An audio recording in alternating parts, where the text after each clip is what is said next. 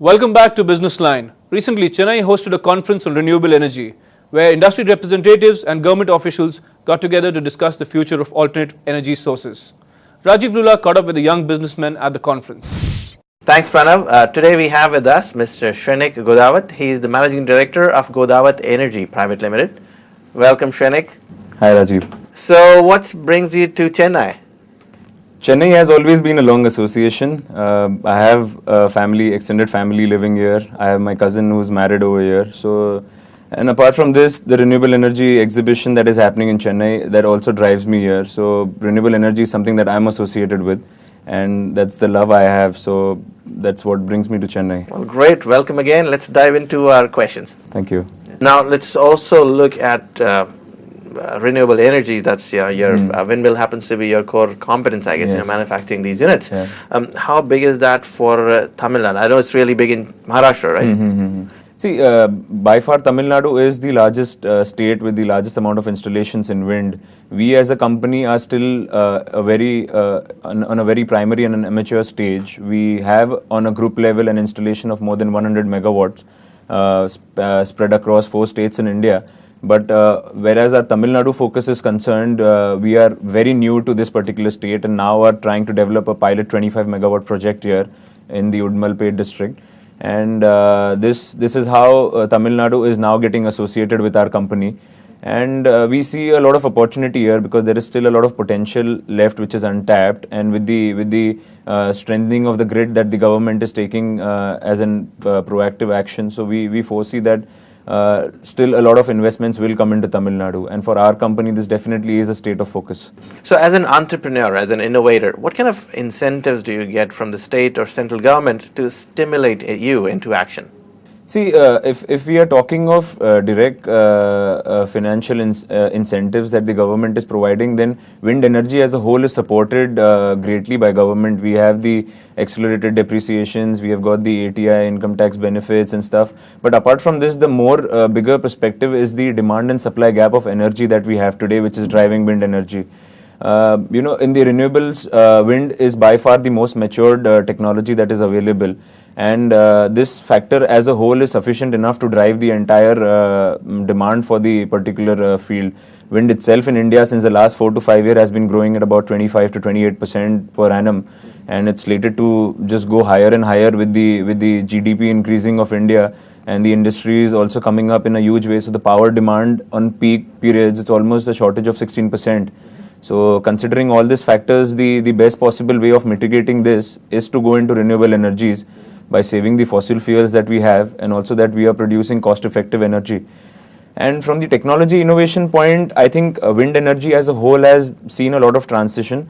It has come from ages where we had the 4-bladed turbines which used to which were the water windmills and used to generate electricity through the water churning.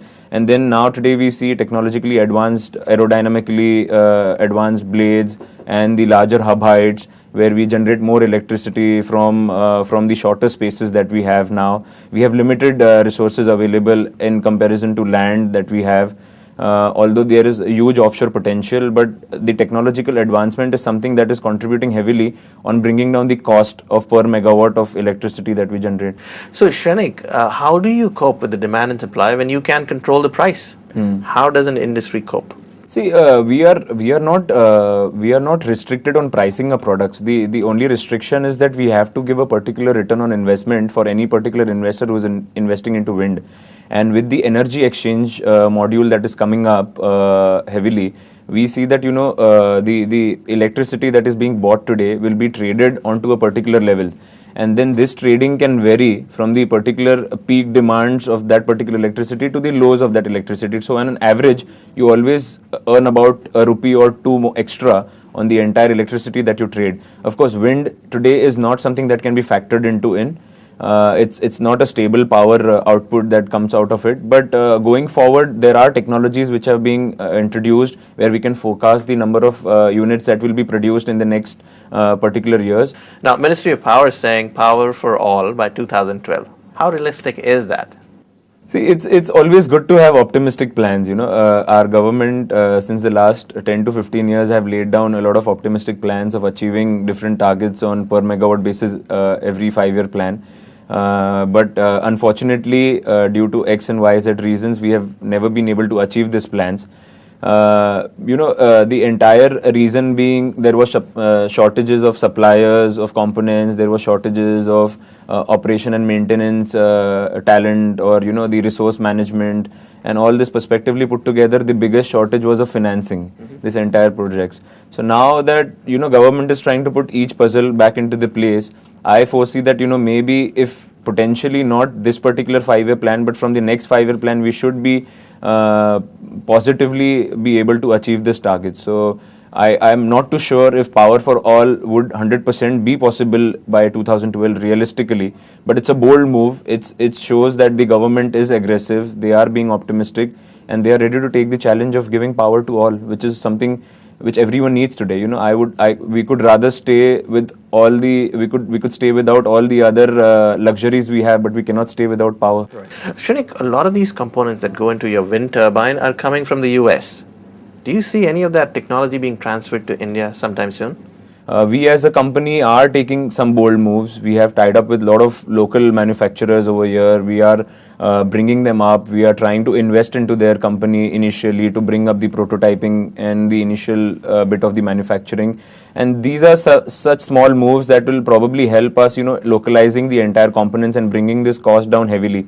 Because today we are paying some sort of import duties on all these components, and this in turn is being levied upon to the customers who buy this turbine. So in all, it's a transfer game that is happening. But overall, somewhere if we have to fight the conventional sources of energy, we have to make it more cost effective, and the only way of doing it is by localizing them. Now we all know that these are the natural forces, completely unpredictable from the beginning of time. How does an industry cope with that?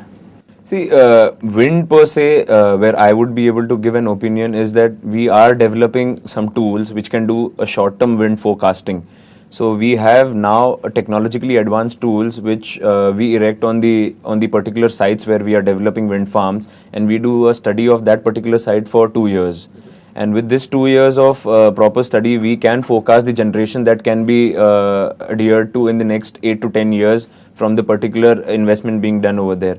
Shrenik, before I let you go, some celebrities in Chennai are investing in windmills. Now, is that the right way to invest? See, I'm sure celebrity is something that is catching the attention, but for any of the HNIs who have got high net worth or a taxable income that is available, not only from a perspective of tax saving, but as a power generation industry itself, wind or any other renewable energy in the next 5 to 10 years is going to be a definitive profit-making industry on its own. It will give out returns of about 15 to 20% per annum. And I don't foresee any other industry which can give you assured returns of 15 to 20% per annum, be it celebrities, be it HNIs, or be it any other corporates who are thinking of doing investments, not only from a corporate social responsibility point of view, but from a money-making point of view. I think wind energy is a very profitable investment. Oh, great. Thank you, Shrenik, for being with us today. Hope your visit to Chennai is fruitful. Pranav, back to you. Thanks, Rajiv. Now we meet another young man who got into acting quite by chance, Karthik, co-founded theatre group Evam, and now talks about himself, his work, and how little money really matters to him.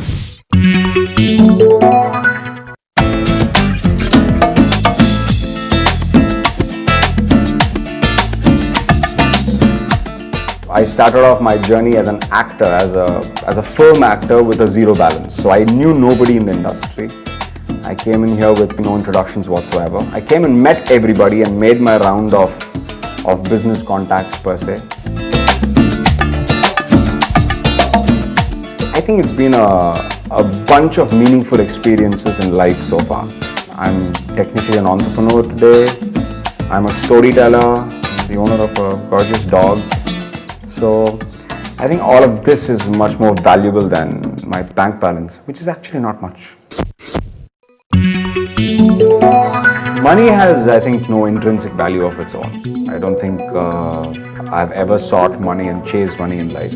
So I think money is only worth the sum of the life experiences that you can afford to buy yourself at that point of time. Investments, I think the usual understanding of investments is what you invest today is going to help you at a later time. Now, I don't feel that's worth much in the longer term. I think in the longer term, we're all dead. It's how alive you are today. So if money can be valued from that perspective, I think it's about what you make sense of your investments today per se. I think my investments largely are into humans in my life, and whether it's young entrepreneurs, my friends who want to be entrepreneurs and want to start off something on their own, or whether it's just people in my company who are spreading an infectious virus called entertainment, happiness and theatre. That brings us to the end of another episode of Business Line. Do mail us your comments and suggestions on feedback@ndtv-hindu.com. We'll see you next week. Goodbye.